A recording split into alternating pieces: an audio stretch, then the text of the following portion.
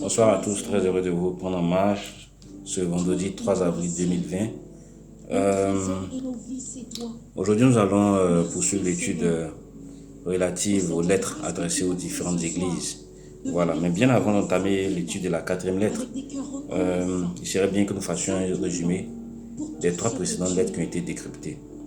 Voilà, l'étude de la lettre à Éphèse, Smyrne et Pergame ont révélé que le Seigneur se présentait généralement à travers un attribut qu'il utilisait, qui était fonction du diagnostic qu'il allait révéler par rapport à cette assemblée. Ensuite, il procédait à un diagnostic au sein duquel il révélait des défauts, voilà, et il révélait également des qualités, voilà. Et au sortir de ce diagnostic, il procédait généralement à des exhortations, voilà, des exhortations pour permettre à l'assemblée de continuer le combat, pour montrer la volonté de pouvoir se repentir, de changer, afin d'hériter les récompenses célestes pour certains. Pour d'autres, il les appelait à conserver ce qu'ils avaient déjà jusqu'à ce qu'ils reviennent. Donc voici ici présenté succinctement le contenu des trois précédentes lettres. Aujourd'hui, intéressons-nous donc à la lettre de Thyatire. Voilà, donc sans donc plus tarder, je vous invite donc à prendre vos Bibles, à vous diriger vers le deuxième chapitre de l'Apocalypse. Et nous allons nous concentrer particulièrement à partir du verset 18 au verset 29 qui traite de la lettre de Thyatire. Écrit à l'ange de l'église de Thyatire, voici ce que dit le Fils de Dieu, celui qui a les yeux comme une flamme de feu et dont les pieds sont semblables à de l'airain ardent. Voilà, ici les attributs que le Seigneur utilise sont fonction du discernement. Le Seigneur montre à quel point il est capable de tout discerner et que rien n'échappe à son contrôle. Le Seigneur révèle qu'il est celui-là même qui connaît les loups ravisseurs. Il est celui-là même aussi qui connaît ses brebis. Voilà, le Seigneur tient à rappeler cela à cette assemblée, afin que cette assemblée prête une attention particulière à ce qui sera dit. Je connais tes œuvres, ton amour, ta foi, ton fidèle service, ta constance et tes dernières œuvres plus nombreuses que les premières. Toutes ces qualités que le Seigneur énumère ici à Thyatire sont fonction des qualités héritées des précédentes assemblées. Voilà. Le Seigneur appréciait l'amour qu'il trouvait à Thyatire, puisqu'il avait reproché cela un peu à Éphèse, qui était en train de perdre le premier amour. D'accord? La foi qu'il a décryptée à Smyrne, il a effectivement retrouvé cette même foi à Thyatire. La constance qu'il avait relevée à Pergame, il a également retrouvé cette constance à Thyatire. Cette assemblée de Thyatire était donc dans un ton soit peu exceptionnel au niveau des qualités qu'elle revêtait, puisqu'elle cumulait un peu les qualités des autres assemblées. D'accord? Et le Seigneur tenait à rappeler cela à ses serviteurs. Cependant, le Seigneur, dans son diagnostic qu'il émet toujours à deux contrastes, qualité, défaut, nous révèle enfin les défauts qu'il discerne cependant à Thyatire. Mais ce que j'ai contre toi, c'est que tu laisses la femme Jézabel, qui se dit prophétesse, enseigner et séduire mes serviteurs pour qu'ils se livrent à l'impudicité et qu'ils mangent des viandes sacrifiées aux idoles. Voilà. Jézabel, nous avons tous connu le rôle de Jézabel au niveau de l'Ancien Testament, quant à son rôle qu'elle a joué, quant à la lutte acharnée avec ces faux prophètes qu'elle a érigés contre le prophète Élie.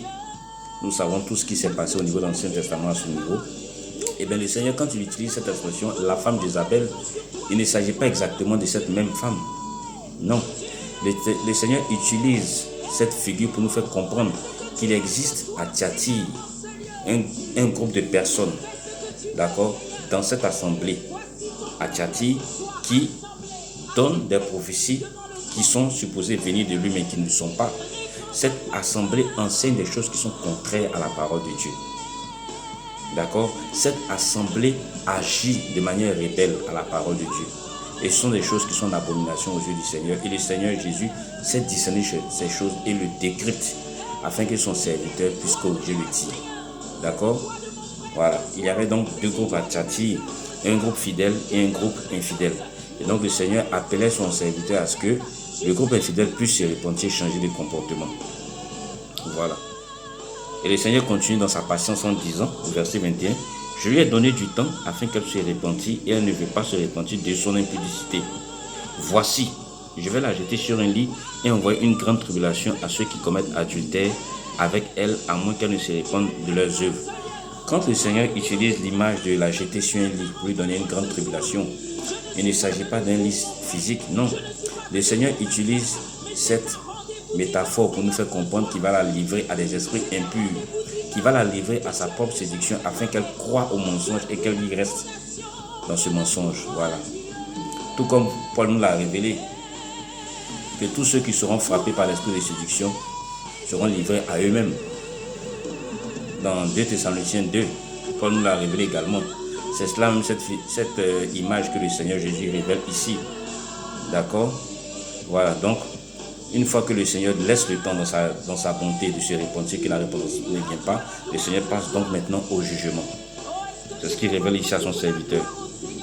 Et il continue en disant, « Je ferai mourir de mort ses enfants, et toutes les églises connaîtront que je suis celui qui sonne les reins, les cœurs, je vous rendrai à chacun selon vos œuvres. » Quand le Seigneur parle de faire mourir ses enfants, il ne s'agit pas des enfants physiques, non.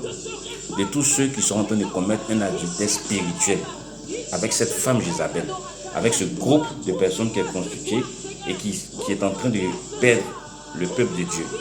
C'est de ça que le Seigneur Jésus parle. D'accord?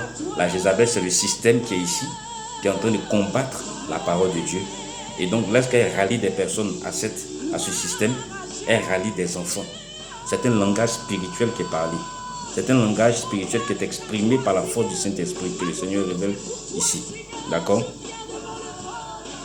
Enfin, le Seigneur procède en disant à ceux qui lui sont fidèles, à partir du verset 24, « À vous, à tous les autres de Thyatire, qui ne reçoivent pas cette doctrine et qui n'ont pas connu les profondeurs de Satan, comme il les appelle, je vous dis, je ne mets pas sur vous d'autres fardeaux.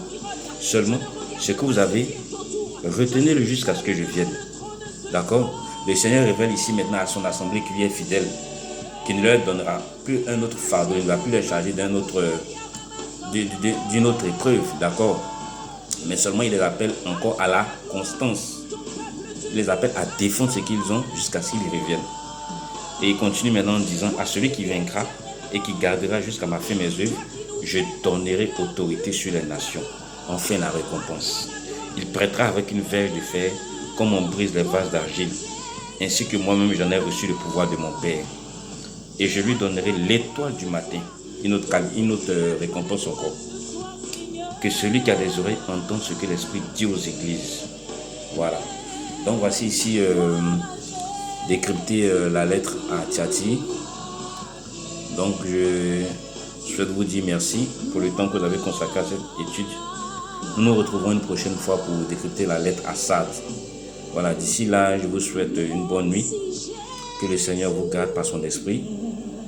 Que le Seigneur vous accorde son Saint-Esprit. Que le Seigneur vous donne son amour. Témoignez-vous les uns les autres beaucoup de charité, beaucoup de patience, beaucoup de tolérance et beaucoup de pardon dans vos échanges les uns avec les autres. Et que Dieu vous bénisse. Amen.